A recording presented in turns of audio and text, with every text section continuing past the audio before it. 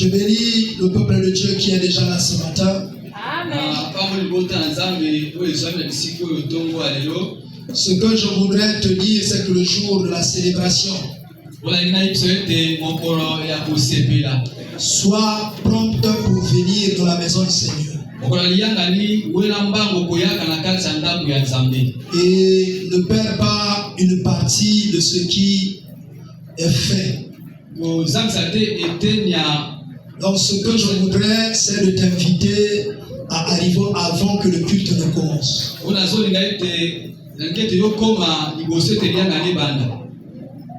Parce que la grâce du Seigneur est en train d'agir. Nous avons une sœur qui nous a appelé hier. C'est notre sœur Chantal qui vient à Kitele et qui actuellement, je crois, elle est à la faculté de sciences. Et elle m'a appelé hier pour dire, papa, je me suis retrouvé dans une option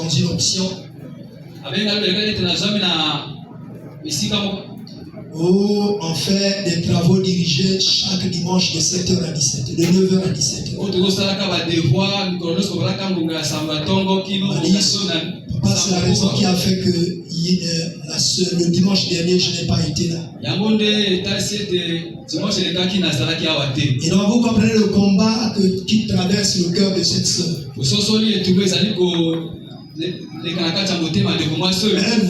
Elle voudrait bien être au milieu des enfants de Dieu. Mais le programme de ses études ne lui permettent. Donc il est de votre devoir de la fortifier au moyen des appels. Et surtout qu'elle vit très loin d'ici. Très très loin d'ici, je bénis d'abord sa foi. Parce que plusieurs auraient déjà même changé d'assemblée locale. D'autres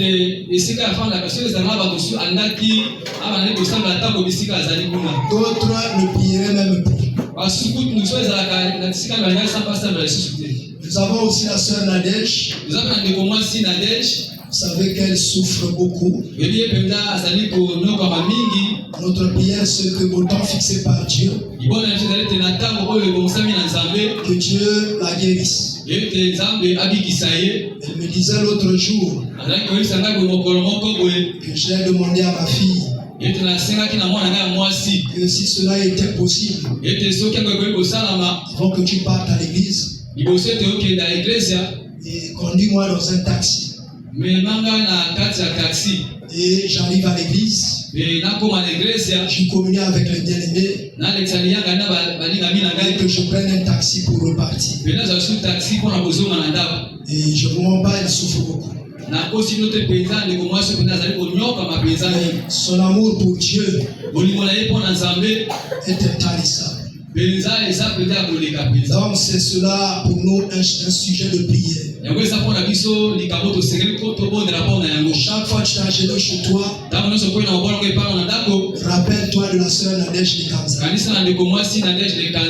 Que Dieu miraculeusement puisse la guérir. Est-ce que tu t'es engagé pour le faire? Amen. Si tu es engagé, lève ta main. Nous soutenons notre soeur. À d'autres choses, je les dirai à la fin. Bien aimé, nous continuons sur le combat spirituel. Je crois que chacun de nous n'a pas oublié la condition dans ce monde dans lequel nous sommes. La condition dans le monde dans lequel nous sommes. La Bible nous révèle à nous tous que le monde entier est sous le pouvoir de Satan.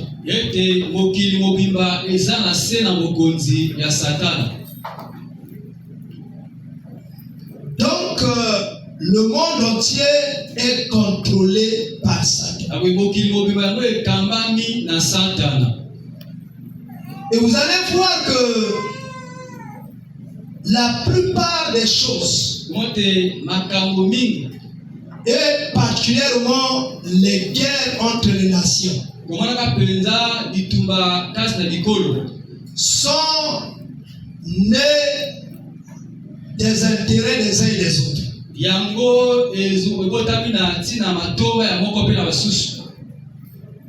C'est la préservation des intérêts ou encore empêcher à l'autre de vivre ce que la condition meilleure que tu vis, qui fait qu'on s'entrechoque, on s'attaque, et on imagine même des armes qui peuvent détruire plus de 10 000 personnes le même jour.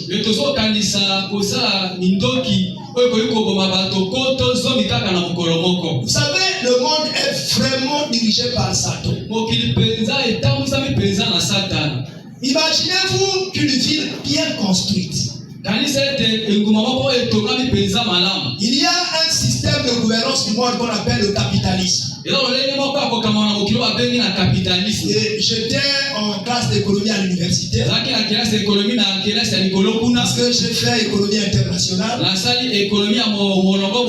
ou relations économiques internationales. Et c'est là où j'ai eu ma maîtrise dans cette option-là. Et il y avait un grand économiste qui faisait voir que la guerre est une opportunité.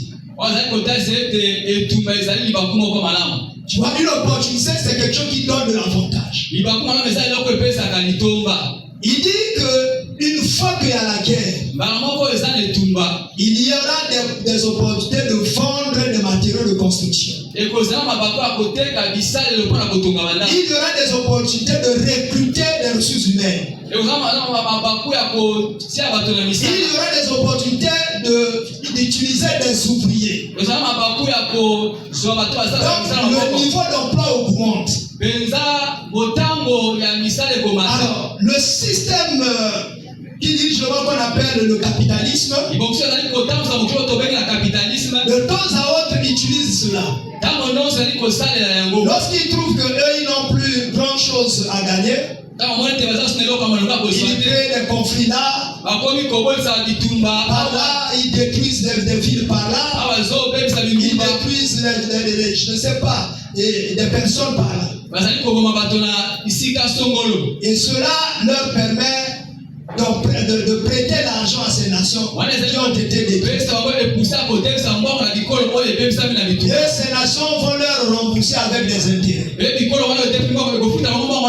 Si ces nations n'ont rien à voir et ils n'ont pas à leur rembourser, ils prennent les matières premières de ces nations. Et regardez comment le monde s'entretient.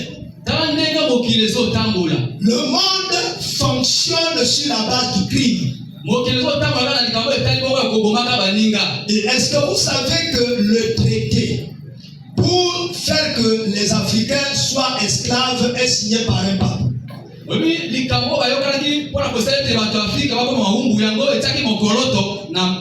Si je ne me trompe pas, c'est le pape 4 ou 5 de l'église catholique.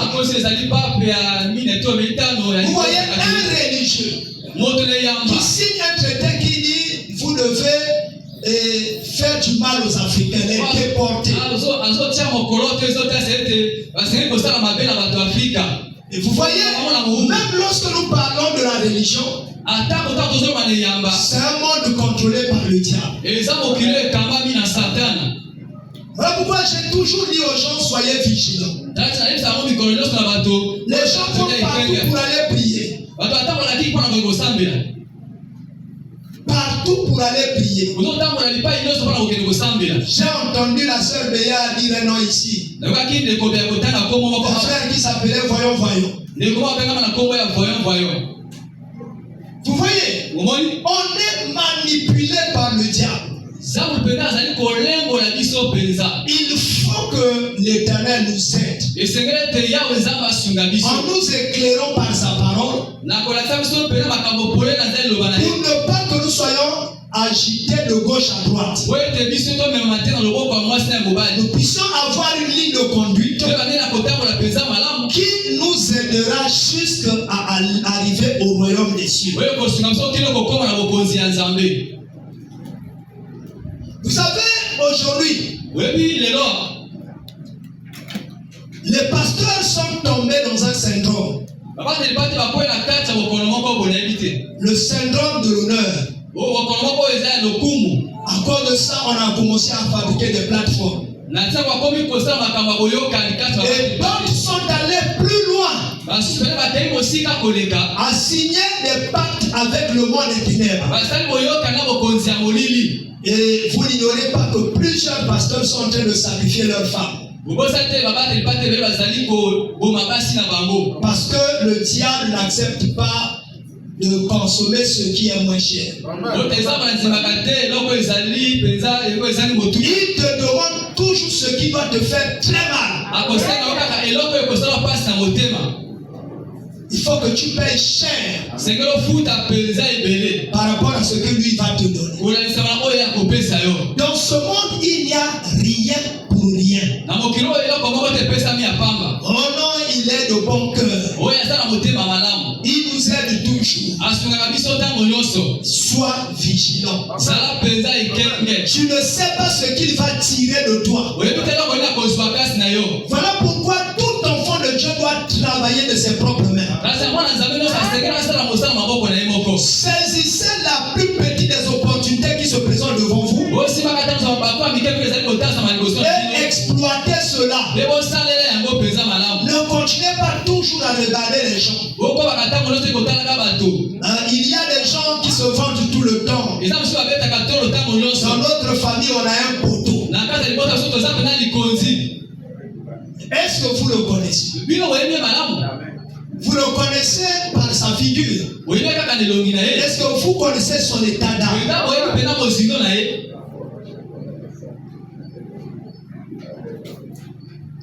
Vous savez que même l'église est rentrée dans ce monde où il y a des serviteurs de Dieu qui veulent amasser plusieurs personnes dans les assemblées et ont signé un pacte pour en donner soit 2 au diable chaque année. Vous voyez une assemblée de 10 000 personnes, de 25 000 personnes, de 50 000 personnes. Il y a beaucoup de personnes qui meurent par année. Mais tout le monde ne meurt pas d'une mort naturelle. Il y a de ceux qui sont sacrifiés par leur pasteur. Mais comme ça se mélange ou c'est inondé dans tous les décès qui arrivent, personne ne fait attention. Je voudrais rappeler aux enfants de Dieu, lorsque vous lisez, faites attention. Chaque fois que tu écoutes les Écritures, fais attention. L'Écriture a des révélations énormes. Mais si tu lis sans attention, tu passeras très vite et tu ne percevras pas les différents pièges. Les bien-aimés du protocole, ce sont là. Il y a quelqu'un qui est de la sœur qui est au protocole, parce que je vois qu'il y a trop de gens qui dorment dessus, tous les chantiers. Alors, et beaucoup ne font pas attention. Bien-aimés, ce matin, nous allons continuer à parler du combat spirituel. Nous allons nous fixer sur un livre. Matthieu chapitre 10, chapitre 25. Je crois que lorsque nous allons lire la parole, je prendrai la position de départ.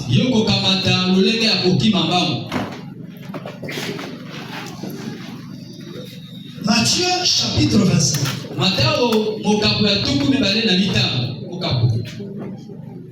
Le verset 1 à 13. Alors le royaume des cieux sera semblable à 10 vierges qui,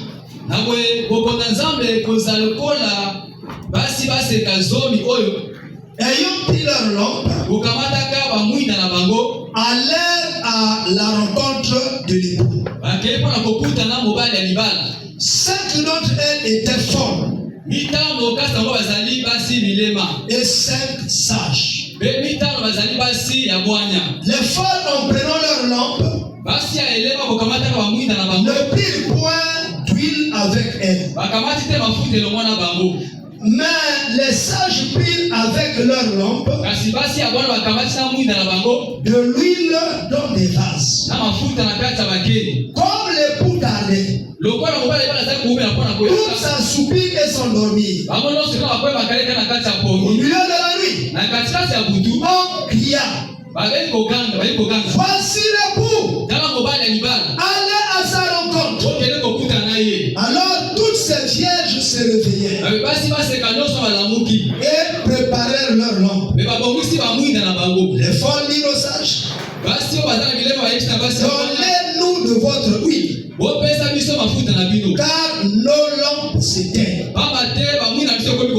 Les sages répondirent, non, il n'y en aurait pas assez pour nous et pour vous. Allez plutôt chez ceux qui en vendent et achetez-en pour vous.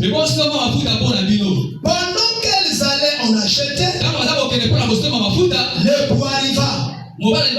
Celles qui étaient prêtes entrèrent avec lui dans la salle des noces. Et la porte fut fermée. Plus tard, les autres vierges vinrent et dirent, Seigneur, Seigneur, ouvre-nous.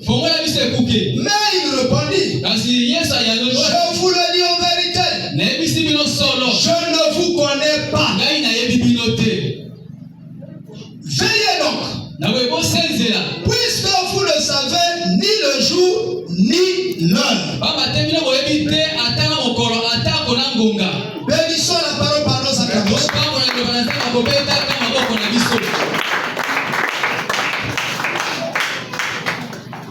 Bien-aimés, nous parlons ici du combat spirituel.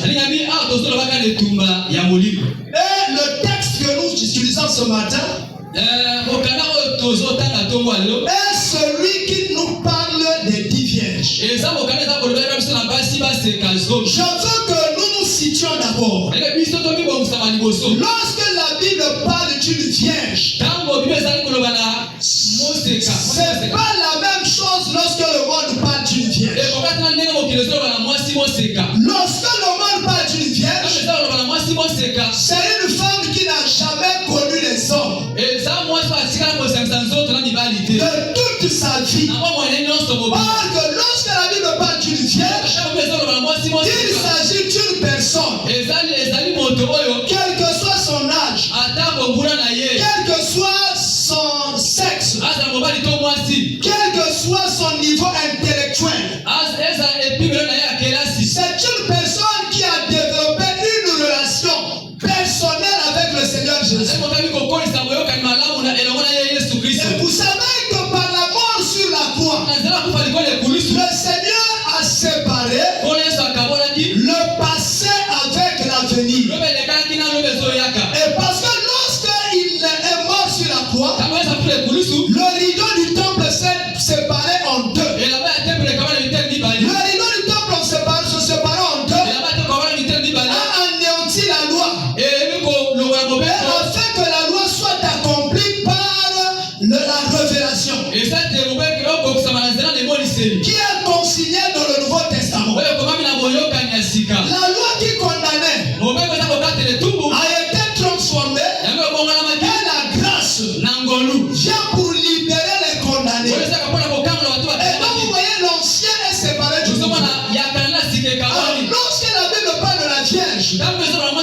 Ça ne dépend pas de ce que tu as fait dans ton passé. Ça ne dépend pas de quelle situation tu as vécu. Même si tu as mené une vie médiocre. Même si tu as mené une vie qui décevait beaucoup de personnes. Une vie de honte. Le jour où tu as rencontré Jésus, il te crée de nouveau. Lorsqu'il te crée de nouveau, il efface le passé. Il enlève le vieux corps. Il te donne la nouvelle vie. Et il fait de toi une vierge. Il efface tout ce qui te condamnait. Et il donne de nouvelles pages. Où le Saint-Esprit va commencer à écrire de nouvelles choses. Et c'est à ce moment-là qu'on parle de vierge. La vierge de la parole, c'est celui qui a reçu le Seigneur comme Seigneur et Sauveur de sa vie. Mon ami, je ne parlerai même pas de celui qui pratique tous les jours la parole de Dieu. Je parlerai déjà de celui qui a d'abord reçu le Seigneur comme Seigneur et Sauveur de sa vie. Parce que lorsque tu reçois le Seigneur, lui, il efface ton passé. Il efface les punitions qui étaient liées à ton passé. Il efface les malédictions qui étaient liées à ton passé. Il efface les décisions qui étaient liées à ton passé. Quelque chose ce qu'on a dit de toi, il anéantit tout cela. Il écrit des nouvelles choses dans ta vie.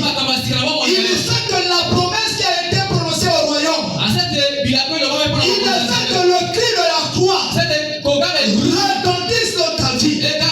Là où Jésus dit tout est accompli. Et dans ta vie, toutes les choses s'accomplissent. Et dans ta vie, ce qui a été préparé au ciel, qui avait été bloqué par ta vieille vie, alors les nuages qui les bloquaient sont brisés. Et cette pluie de bénédiction a commencé à arroser ta vie. La Bible dit dans 2 Corinthiens 5, le verset 17, si quelqu'un est en Christ, il est une nouvelle créature. Les choses anciennes sont passées. Toutes choses sont devenues nouvelles. Je dis à quelqu'un, arrêtez de vous condamner. Arrêtez de penser aux événements passés. Arrêtez de croire toujours que parce que ma famille était maudite, le lien de la famille me fait vivre la malédiction. Tu n'es plus maudit. Parce que tu n'appartiens plus à ta famille. Il a eu un transfert de ta vie. Il t'a transféré dans une nouvelle famille. Dans une famille qui a été bénie au ciel avant que tu ne viennes sur terre. Est-ce que vous le croyez? Vous avez été même de toute forme de bénédiction.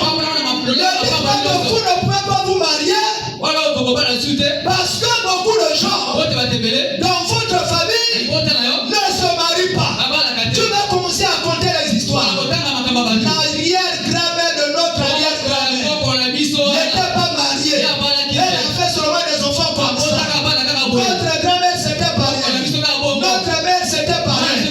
Alors ne crois pas à cela. Si tu vas à une église, on commence à te dire, oh, le lien de ta famille te suit. Dis seulement Jésus, sur la croix, avait déjà coupé le lien de la famille. Il m'a libéré de cette condamnation. Je ne suis plus condamné. J'ai été délivré. Je suis libéré. Je marche dans l'affranchissement. Dans la victoire, je n'échoue plus. Parce que la victoire m'a été donnée. Pas parce que j'ai combattu, mais c'est parce que le Seigneur a combattu pour moi. Et je reçois cela en héritage. Est-ce que quelqu'un le croit? La vérité, papa. Nous avons été recréés de nouveau. Nous ne sommes plus des anciens. Nous n'avons plus l'ancienne nature. Nous avons la nature régénérée. C'est ce que j'aime dire à quelqu'un. Il y a des chrétiens. Avant du manque de la révélation, avant du manque de la connaissance, se condamnent et se font tromper par les faux prophètes qui les rapident tous les jours, qui leur prennent de l'argent et qui vous condamnent à vivre de la pauvreté. Parce que vous-même, connaissance. Vous savez que la connaissance libère. La connaissance délivre. La connaissance affranchit. Celui qui a la connaissance ne peut pas être trompé. Et celui qui n'a pas la connaissance, il est comme un enfant qui se retrouve devant une copie d'examen. Comme il ne connaît rien, il jette l'œil à côté. Son ami écrit de la fausseté. Lui donne que son ami lui a donné de bonnes choses. Il te copie. Ce sont les choses qui vont l'échouer. Aujourd'hui, il y a des chrétiens qui sont de la racaille. Ils vont dans les assemblées. On leur dit, tu as été maudit. Il dit Amen. Comment tu peux condamner ta vie? La Bible dit la mort et la vie sont au pouvoir de la langue. Fais attention avec l'utilisation de ta langue. Ne réponds pas Amen à n'importe quoi. Ne croyez pas à n'importe quoi. On vous impose des choses que vous n'en avez pas. Le Seigneur vous a déjà libéré. Et vous croyez toujours à la condamnation. Vous croyez à la charge. Vous croyez que vous avez encore des fardeaux. Pourquoi? Les soi-disant prophétesses, les soi-disant prophètes sont en train de vous malmener tous les jours. Et c'est ça qui fait que vous n'avez pas une foi stable. Vous êtes errant de gauche à droite par des misères de bonne aventure. Les dizaines de bonnes aventures sont comme des voix impétueux qui vous balancent de gauche à droite. Parce que vous-même, vous n'êtes pas assis. Vous n'avez pas une base solide. C'est à cause de ça qu'on est en train de vous malmener. Mon ami, il y a des fois les réseaux sociaux commencent à nous montrer des choses monstres.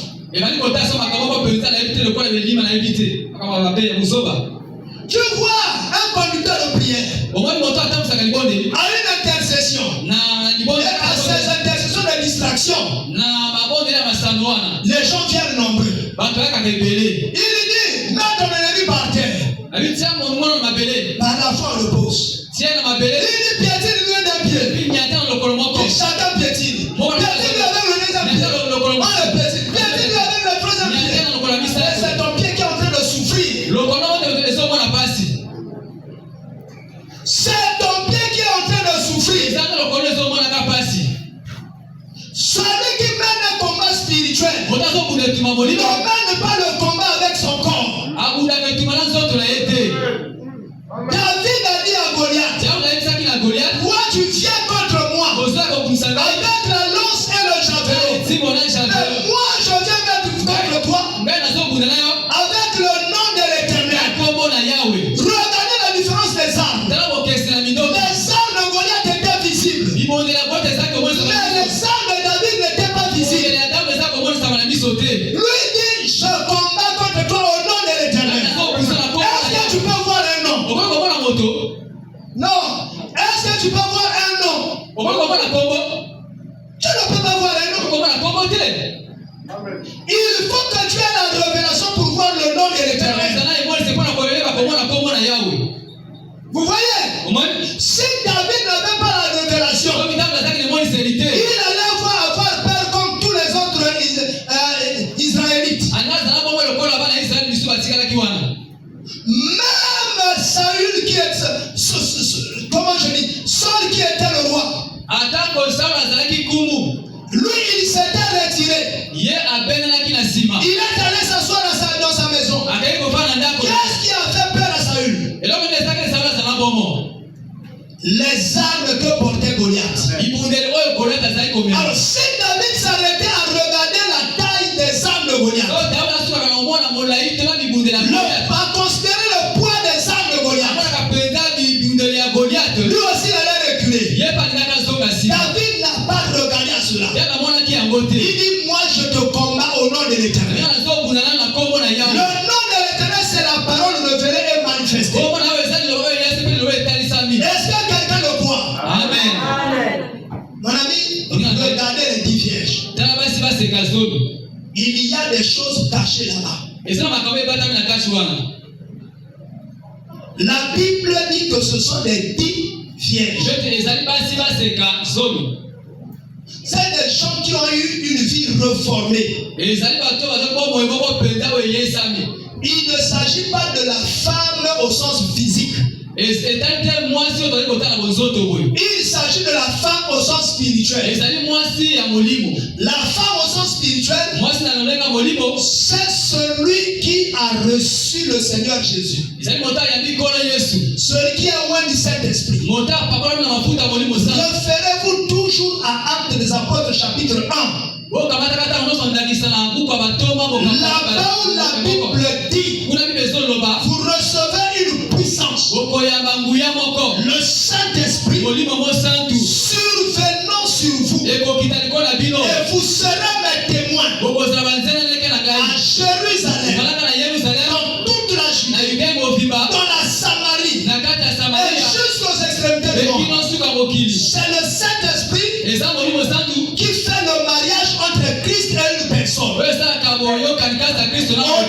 de son âge, au-delà de sa couleur de la peau, au-delà de son âge, au-delà de son sexe, au-delà de son travail. Vous voyez? C'est le Saint-Esprit qui scelle ce mariage-là. Et lorsque le Saint-Esprit vient habiter en vous, vous devenez l'épouse de Jésus-Christ. Et lorsque le Saint-Esprit vient en vous, il efface votre passé. Il éloigne et il installe une nouvelle vie. C'est là où on parle d'une vierge. Parce que tu reçois une vie qui n'a pas été détruite par n'importe quoi. Mais une vie restaurée, une vie réparée, une vie polie et une vie rétablie. Tel que tu es là, tu es une vierge. Ne laisse pas quelqu'un te condamner par ses paroles. Crois simplement. Tu ne dois pas douter de ton identité spirituelle. Ne doute jamais dans la vie que tu es un fils de Dieu, une fille de Dieu. Quelles que soient les difficultés qui arrivent dans ta vie, quelles que soient les tracasseries que tu as dans ta maison, quelles que soient les faiblesses que tu as, tu es un enfant de Dieu. Tes faiblesses ne montrent pas que tu n'es pas un enfant de Dieu. Est-ce que quelqu'un le croit? Amen. Le silence n'est pas l'absence. Tes faiblesses ne montrent pas que tu n'es pas un enfant de Dieu. Crois simplement au salut. Que tu as été sauvé. Malgré tes fautes, Christ a aimé tel que tu es. Tu n'as pas à justifier ton salut. Il ne faut pas que quelqu'un vienne te dire tu es sauvé, mais tu marches encore dans l'impudicité. Dis-lui ça fait partie de mes faiblesses.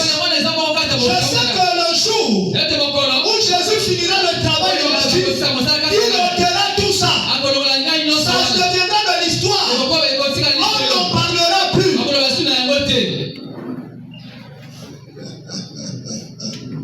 Alléluia. Est-ce qu'un enfant de Dieu est fixé ce matin? Amen. Parfois, tu voulais te décourager à cause des événements, à cause des difficultés. Ce matin, parfois, tu hésitais de venir même à l'église. À cause de ton histoire, mon ami, tu as été sauvé. Tu vis dans le salut. Le salut, c'est ta part. Les 10 vierges avaient été sauvées. Et Dieu a restauré leur vie. Elles avaient la parole. Elles savaient que Jésus reviendra. Elles avaient des lampes allumées. Une parole active. Une parole qui travaille. Qui améliore leur vie. Elles avançaient. Elles sont venues jusqu'à la salle des noces.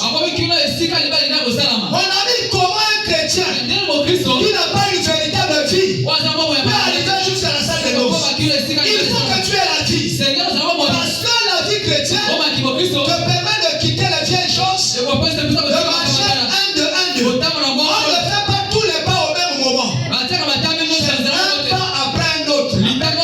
Tous tes défauts ne tomberont pas du coup. C'est un après l'autre. Et tu vas t'améliorer au fur et à mesure. On a dit à Timothée, qui était déjà pasteur, que tes progrès soient visibles. Il faut qu'on voit comment tu es en train d'avancer. Qu'on voit que par rapport à ton passé, tu t'es déjà amélioré. Il y a des gens qui continuent toujours à passer, à parler de ton passé là-bas. De ce que tu étais. Non, un vrai chrétien ne regarde plus le passé d'une personne. Un vrai chrétien ne considère pas les faiblesses d'une personne. Un vrai chrétien encourage une personne toujours à aller de l'avant. Et c'est le travail que chacun de nous est appelé à faire. La Bible dit, si ton frère est surpris en flagrant délit, la Bible continue à l'appeler frère. Or que toi tu dis c'est un païen. Oh, la Bible dit c'est un frère. Et c'est Jésus qui parle. C'est pas n'importe qui. Ce n'est pas un apôtre qui le dit. C'est le Seigneur qui parle. L'homme qui a la plénitude de la révélation.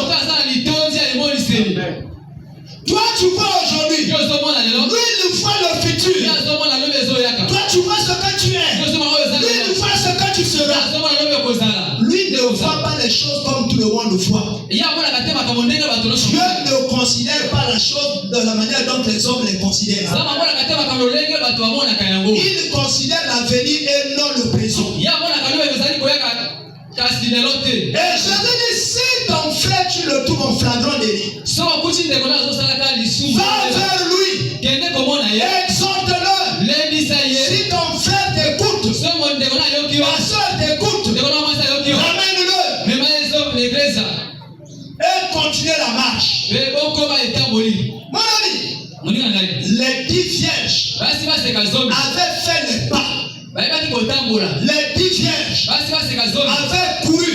Les 10 vierges s'étaient éloignées de leur passé. Elles sont toutes arrivées à la porte des noces. Et elles avaient la promesse que le mari viendra. Elles savaient il arrivera à minuit. Et il veillait. Mais les soucis du monde, les combats du monde, les tracasseries du monde ont fait que 5 parmi les 10 sont tombés dans le sommeil, sont tombés dans l'assouplissement, sont tombés dans la faiblesse. Elles étaient toujours des vierges. C'est vrai. Alléluia. Amen. Est-ce que quelqu'un est là? Amen. Est-ce que quelqu'un entend le Seigneur? Amen. Réveille-toi. Tu es une vierge. Le Seigneur te connaît par ton nom. Le Seigneur est ton ami.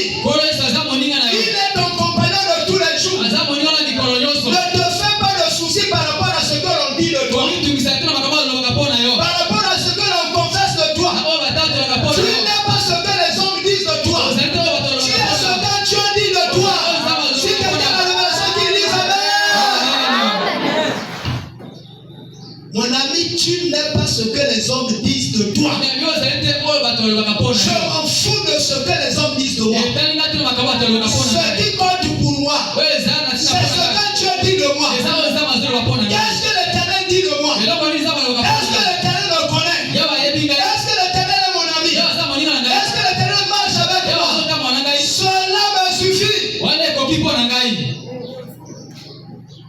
Je m'en fous des richesses. Je m'en fous du travail. Je m'en fous de l'emploi.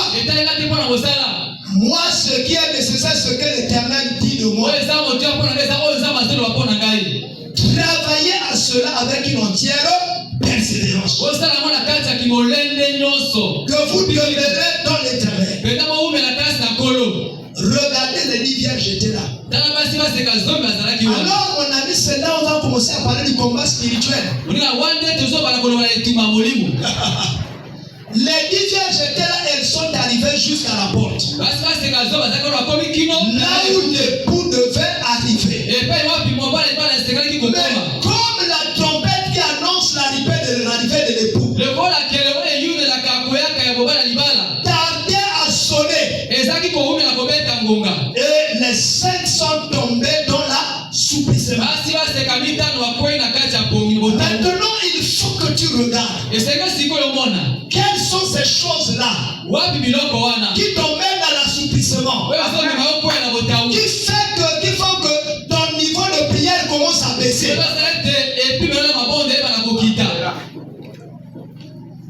Commence à te regarder. Parce que c'est maintenant le temps de se réveiller. Parce qu'il ne faut pas que tu sois surpris comme les 5 vierges. Mais il faut que tu arrives à te réveiller comme les vierges sages.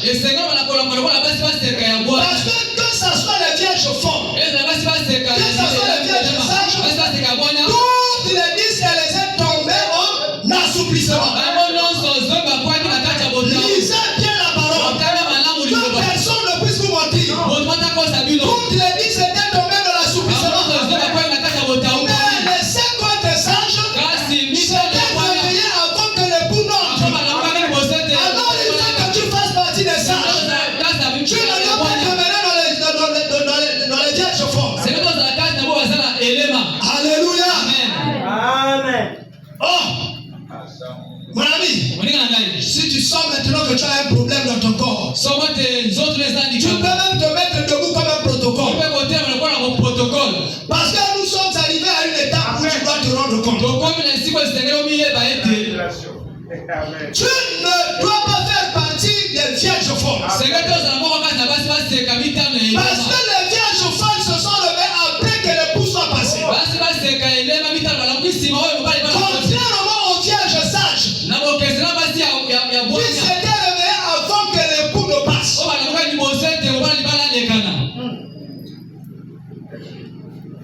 Quelle était la différence? La différence était la sensibilité. Alléluia. Je n'entends pas quelqu'un. Alléluia. Le problème c'est la sensibilité. Il ne faut pas perdre la sensibilité. Parce que les vierges sages, dans le profond sommeil, ont entendu la voix de la trompette. Elles savaient que le signe d'arrivée de l'époux, avant que l'époux n'arrive, c'est le son de la trompette qui va arriver avant. Alléluia. Entre le son de la trompette, c'est la parole révélée. C'est le rhéma. Et non le logos. Parce que le logos c'est la foi.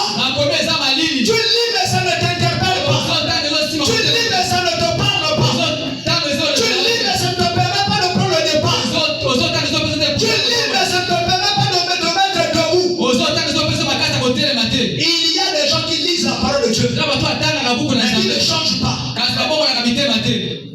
qui demeurent in situ au même endroit. Celui qui a la sensibilité, qui a le logos et le rêve en même temps. Le logos marié au rêve. Parce que c'est le rêve qui donne la vie au logos. Mon ami, c'est comme quelqu'un qui a une voiture. Mais si la voiture ne donne pas d'étincelle, il n'y a pas de démarrage. Il faut que lorsque tu tournes la tête, alors les pièces sont entrechoquées. Et pendant que les pièces sont entrechoquées, l'étincelle s'enflamme. Et l'essence passe, la voiture est partie.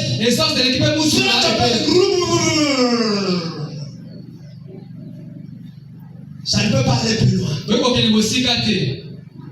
Il faut qu'il y ait entrechoquement dans ton esprit avec le son de la trompette. Amen. La trompette, c'est la parole révélée. Et la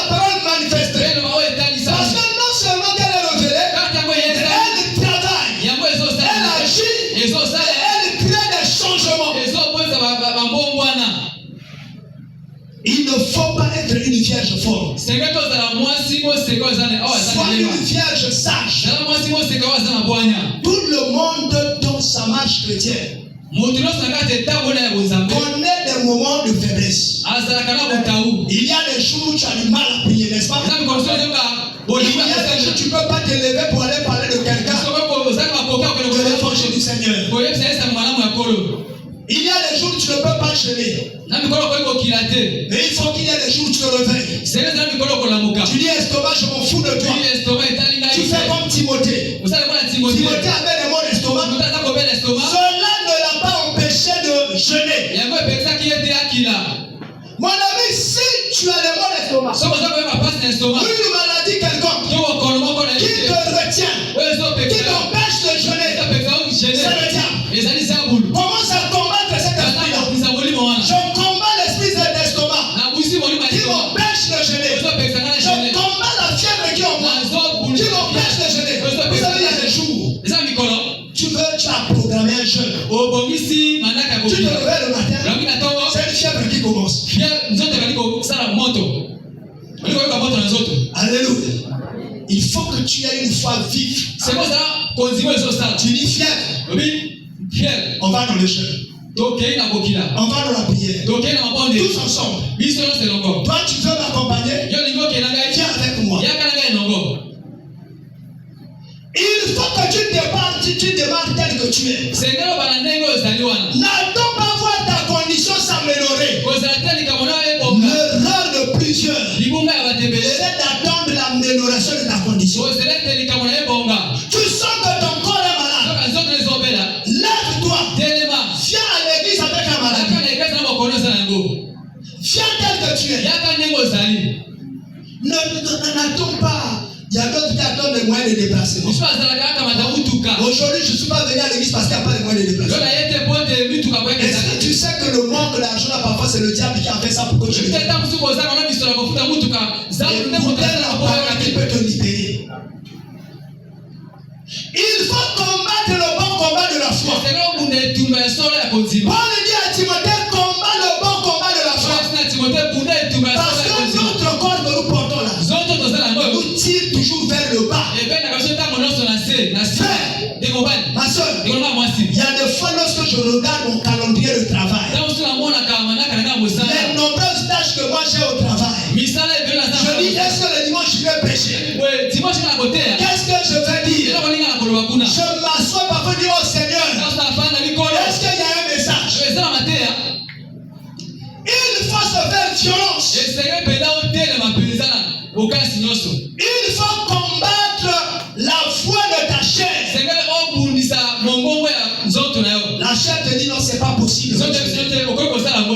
La foi te dit vas-y. Entre la chair et la foi, qu'est-ce que tu dois entendre? C'est la foi. La foi, c'est la monnaie du ciel. La monnaie qui achète tout sans échange. La foi construit des maisons. La foi fait que les gens se marient. Demandez à quelqu'un qui s'est marié. Est-ce qu'il avait déjà tous les moyens avant de commencer à aller chercher une femme? Il a dit à Dieu, l'année 2026, là, je vais me marier. Dieu, il voit 2025 finir. Dans ce cas, s'il n'a rien, il dit Dieu, moi c'est en 2026. C'est pas 2027. Je crois. Même s'il y en a encore dans la caisse. Je crois. La foi déplace des montagnes. La montagne, c'est la difficulté apparente. Ce qui t'empêche d'avancer. Si demain tu regardes la montagne, tu ne peux pas avancer. Parce qu'elle est tellement haute, elle est tellement grande, alors tu vas te cogner contre elle. Et la foi te dit vas-y. La foi te dit vas-y. La foi te dit vas-y. Et tu avances. La foi engendre les victoires. La foi engendre les avancements. La foi appelle le réveil. Si tu écoutes ton corps, tu vas rétrograder.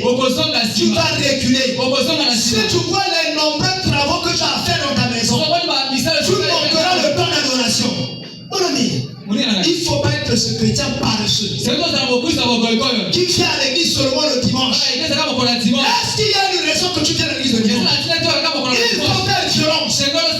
Pourquoi les jours d'enseignement là? Moi j'ai des tâches qui me condamnent. Cette fois-ci je me fâche. Je me lèverai. Même s'il y a des tâches, j'irai. Soyez comme les chrétiens du premier siècle. Il était au champ.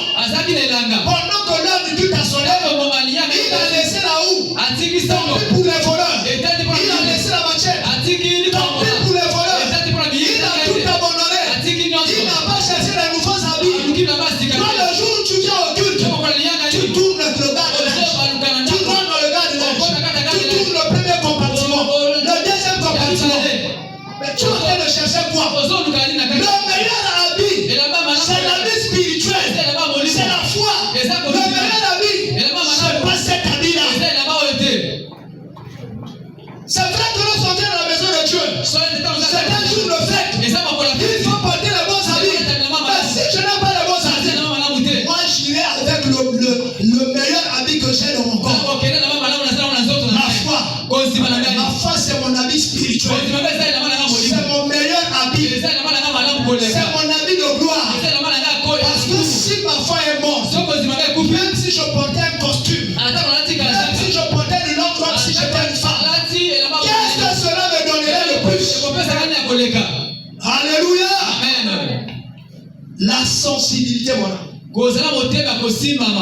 La sensibilité. Première chose, il faut avoir la sensibilité.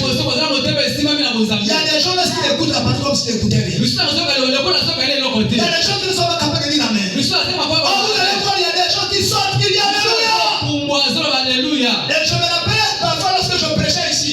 Mon frère le vit là-bas, il sort, il cherche à une autre qui commence à acclamer. Alléluia. Amen. Il sort là-bas, il dit alléluia, papa.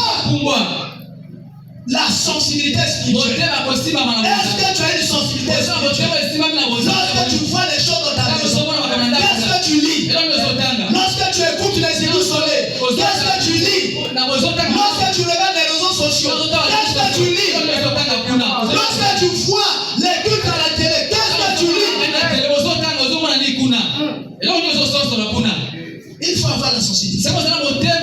Parce que la sensibilité permet de te réveiller. Elles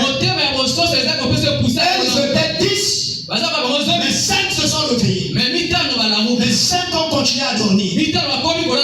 Pourtant la trompette avait sonné avec la même tonalité. Mon ami, vous êtes ici, vous écoutez la même parole. Mais vous ne sortirez pas ici étant la même personne. Parce qu'il y a de ceux qui ont la sensibilité. Il y a beaucoup de gens qui manquent de sensibilité. Tu arrives un dimanche, tu perds le temps dans ta maison. Non, ne perds pas le temps. Précipite-toi. Précipite-toi. La vie, il faut qu'on ait la tango. Amen. Il faut qu'on ait la tango. Tango, c'est la camototé. Les gens qui partent toujours après le temps finissent par regretter. Les gens qui prennent la décision après le temps finissent par regretter. Il faut prendre la décision au bon moment. Au contraire, il faut être en avance par rapport à tout le monde. Ce que les autres ne voient pas, tu as déjà vu. Ce que les autres ne comprennent pas, tu as déjà vu. Celui qui est en avance, on l'accuse de sorcier, on l'accuse de magicien, on l'accuse d'occultiste. Seulement parce que tu as été en avance, il faut te lever tôt. Il ne faut pas être quelqu'un qui est gagné par le sommeil, incapable de prier, incapable de gérer, incapable d'aller parler de Jésus. Plus tu parles de Jésus aux gens, tu grandis. Chaque fois que tu vas parler de Jésus, ne porte à porte, tu grandis. Il y a des gens qui tiennent la Bible comme ça, il a la peur. Lorsque je vais arriver là-bas, quel est le mot que je vais utiliser? Va avec la force de Dieu. Tu n'as pas besoin de connaître la Bible pour aller prêcher Jésus. La femme samaritaine n'avait pas la parole. Elle avait le témoignage. Va avec ce que tu as. Alléluia. Amen.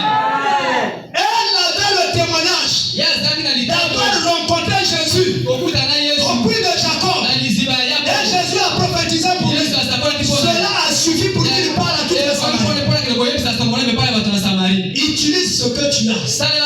Utilise ce que déjà Dieu a fait avec toi. Alléluia. N'a-t-on pas consommé toute la vie comme un tchabou? Pour que tu ailles évangéliser. On a mis plus que tu évangélises, tu deviens fort. Plus tu pries pour les gens, les miracles vont se faire à ta main. Est-ce que vous savez que parmi vous, il y a des gens qui ont le don de guérison? Est-ce que parmi vous, vous savez qu'il y a des gens qui ont le don de guérison? Mais pourquoi ce don-là sommeille? Parce que vous n'allez jamais prier. Expérimentez cela un jour. Quelqu'un tombe malade devant vous. Tu lis la Bible dit, voici les miracles qui accompagneront tous ceux qui auront cru. Si tu ne peux pas citer la citation, tu prends ta Bible, tu ouvres Marc 16, tu regardes les versets 17 et 18. Voici les miracles qui accompagneront tous ceux qui auront cru. En mon nom, ils chasseront les démons. Tu t'arrêtes. Tu dis Jésus. Tu as dit en ton nom. Moi. Tu ne dis pas, tu ne dis plus il. Tu dis moi. Si tu t'appelles Pandé, tu dis moi Pandé. Je chasserai les démons. Les démons qui est dans ce corps. Je le dis au nom de Jésus. Va dehors. Jésus m'a dit que c'est moi qui le fais. Je te donne l'ordre. Sors de ce corps. Toi le démon qui agite cette corps. Sors. Tu le dis, tu ne te demandes pas comment ça va se faire. Tu ne te dis même pas à quel moment ça va se faire. Même si vous voyez que la personne devient, sa situation devient de plus en plus pire. On doit continuer. Parce que le diable, il a une manie. Il veut t'impressionner par rapport à ce que tu vois. Pour te décourager. Lorsque tu vois son pire là, c'est que là, bientôt il y aura la solution. La guerre ne peut pas terminer tant que le combat n'est pas monté. Si le combat est encore faible, la guerre n'arrivera pas. Il faut que la guerre devienne forte. Pour que la guerre termine, il faut que les armes crépitent plus fort. Et les soldats appellent ça offensive. Et si dès que par la révélation, il y a des frères qui ont installé des prières offensives. Donc il y a des jours où vraiment ils sont en train d'offenser. Offenser comme le vent de l'ennemi. Et vous allez voir les prières, il y a des gens qui donnent des coups. Ils donnent des coups. Au nom de Jésus. Au nom de Jésus. Au nom de Jésus. Toi tu vas dire, mais il est devenu fou. Lui il nous voit la muraille par la vision. Mais toi comme tu ne vois pas la muraille, tu n'as pas la même foi. Alléluia. Amen. Alléluia. Amen. Je n'entends pas quelqu'un. Alléluia. Amen. Oh, mon ami, lève-toi. Lorsqu'on est dans un combat spirituel, la Bible dit que nous n'avons pas à combattre contre la chair et le sang. Notre combat c'est contre les princes de ce monde, les dominations, les autorités, les esprits méchants dans le lieu céleste. Si ces esprits-là sont méchants et habitent dans le lieu céleste, comment toi tu vas aller là-bas avec un combat physique? Là-bas il faut aller en esprit. Quand tu vas aller en esprit, utilise les armes spirituelles. La première arme, la parole, pour éclairer ta vie. La parole te permet de savoir comment Satan travaille. Quels sont les détours que Satan prend? Il y a des gens ici qui n'achètent jamais la Bible. Il y a des gens qui ont pris prétexte sur ça. Je disais le vendredi, quelqu'un qui viendra ici modérer, quelqu'un qui viendra ici prêcher, il doit avoir sa Bible en papier. Même s'il monte avec sa Bible électronique, moi aussi j'en ai. Alléluia. Amen. Mon ami, tu dois combattre. Chaque jour, un enfant de Dieu doit s'alimenter par la parole. Jésus a dit à Satan, l'homme ne se nourrit pas de pain seulement, mais de toute parole qui sort de la bouche de Dieu. que tu suis d'une bonne santé spirituelle. Mais l'aliment pour te donner une bonne santé spirituelle, c'est la connaissance. Lorsque quelqu'un ne connaît pas, on peut le tromper. On peut le malmener. On peut le distraire. C'est comme ça les chrétiens qui n'ont pas de connaissance. Ça peut les affaiblir facilement. Parce qu'il est distrait. Dès qu'ils voient un son, une douleur dans le corps, ça tombe à terre. Je vais chercher une prophétesse.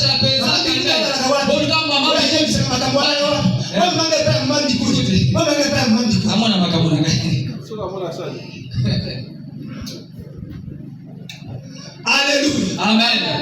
Alléluia. Amen. C'est le manque de connaissance qui fait que vous ne savez pas quelle position vous occupez. Qui fait que vous ne savez pas quelle force que vous avez. Qui fait que vous ne savez pas que vous avez déjà remporté. Parce que c'est par l'héritage que vous avez la victoire. C'est pas vous qui avez combattu. Il y a plus de 2000 ans. C'est Jésus qui avait déjà combattu. La victoire, c'est votre héritage. Vous n'êtes pas là pour chercher la victoire. Vous l'avez déjà. Est-ce que quelqu'un peut dire amen à la parole? Amen. Bien aimé. En dehors de la lecture de la parole, la pratique de la parole. C'est ça qui rend les enfants de Dieu de plus en plus vulnérables vis-à-vis aux mauvais esprits.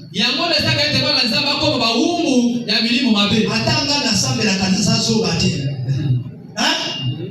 Ça encore c'est la voix de la chair qui parle. La voix de l'orgueil.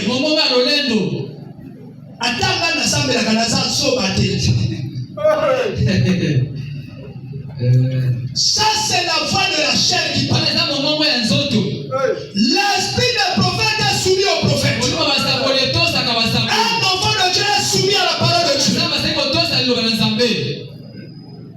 La Bible dit ne vous arrêtez pas à vous écouter seulement la parole de Dieu. Ne vous bornez pas à écouter seulement la parole. En vous trompant vous-même par des faux renseignements. Obéissez à la parole. Ayez l'humilité devant la parole. Laissez la première place à la parole. Pratiquez-la. Maintenant, prenez la parole comme appui de vos prières. Non,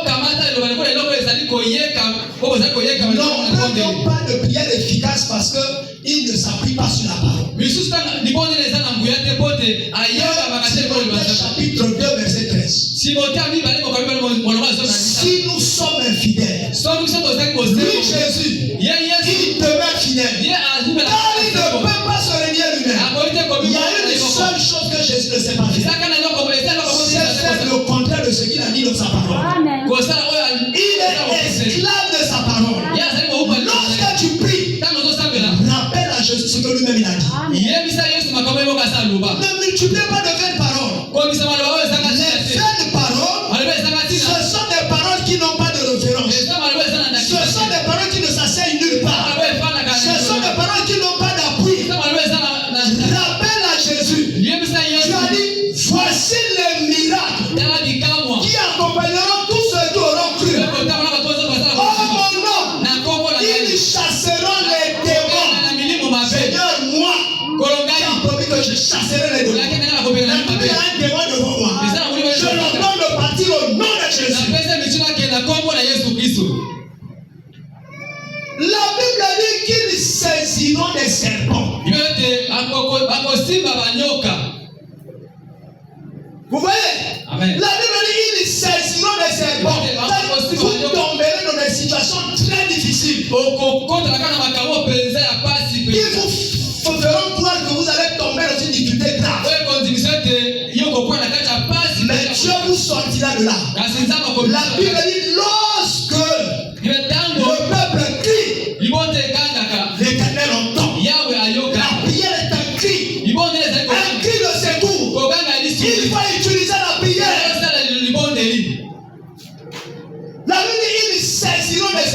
Vous traversez une situation difficile. Vous savez, il y a des enfants de Dieu qui sont contents de leur situation. Ils sont pas si abouillés. Et bandana encore na biso. Et yaka na tata na biso. Et kiti na biso. Et sa situation na biso. Nana yebiso eza ya bino. Qui t'a dit cela? Pourquoi tu crois à cela? Qui te l'a dit? Ce n'est pas ta situation. Ce n'est pas ta maladie. Qui t'a dit ça? Oh, mon combat, il y a pas de chose. Pourquoi tu confesses la malédiction et la condamnation? Tu es un vainqueur. Ne condamne pas ta propre vie. N'emprunte pas les déclarations de la malédiction. Tu es un héros. Mon ami, qu'est-ce que je peux encore dire? Qu'est-ce que je peux encore dire? La Bible dit qu'ils saisiront les serpents. La Bible dit même s'ils boivent quelques breuvages mortels, cela ne leur fera aucun mal. La Bible dit ils imposeront les mains aux malades. Et les malades seront guéris. Pourquoi tu hésites? La Bible n'a pas dit que ce sont les pasteurs qui imposent. La Bible n'a pas dit que ce sont les prophètes. La Bible n'a pas dit que ce sont les évangélistes. La Bible n'a pas dit que ce sont les docteurs. La Bible dit ceux qui auront cru au mon nom. Ils imposeront les mains aux malades. C'est écrit là-bas. Dans Marc 16. Ça imposé. Dieu va honorer sa parole. Ce qu'il ne sait pas faire, c'est ne pas respecter sa parole.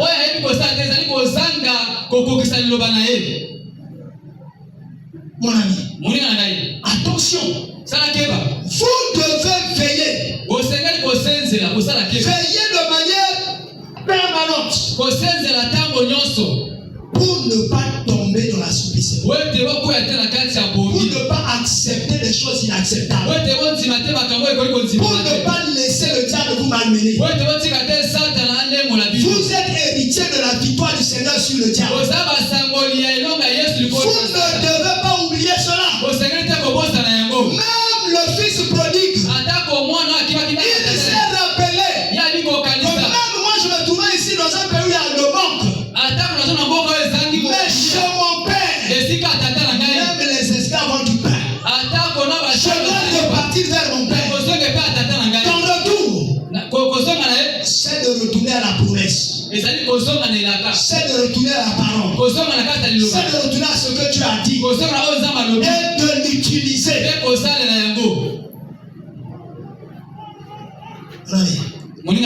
Je voudrais m'arrêter ici.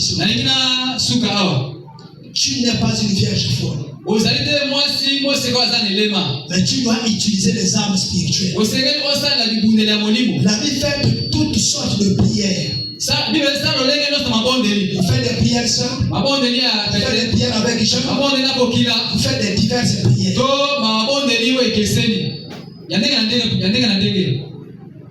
Vous ne devez pas oublier la sanctification. Le manque de sanctification, c'est ce qui empêche beaucoup de gens à voir la main de Dieu. N'oubliez pas la sanctification. Sanctifiez-vous à tout moment. Et je ne voudrais peut-être pas dire autre chose. N'oubliez pas la sanctification. Je veux qu'on se lève. Il ne faut pas faire des choses que Dieu n'aime pas.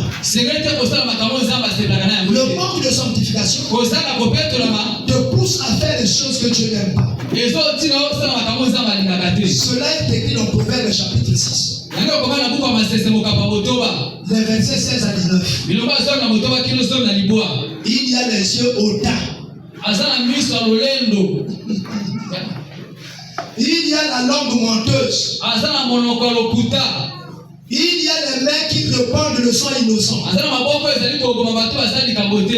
Le cœur qui médite le mal. Ou qui médite les projets iniques. Les pieds qui se hâtent à courir vers le mal.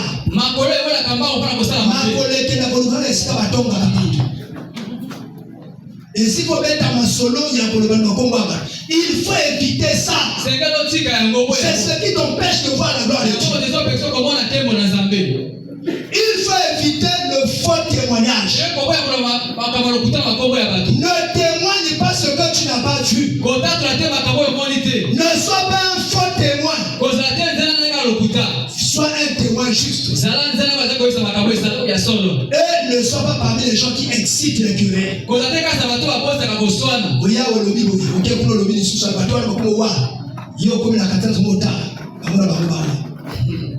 Il ne faut pas être parmi ces gens. C'est ce qui nous fait manquer la grâce de Dieu. Soyez un travailleur actif dans le champ de Dieu. Mon ami, est-ce que tu peux te rappeler cette semaine qu'est-ce que tu as fait pour Dieu?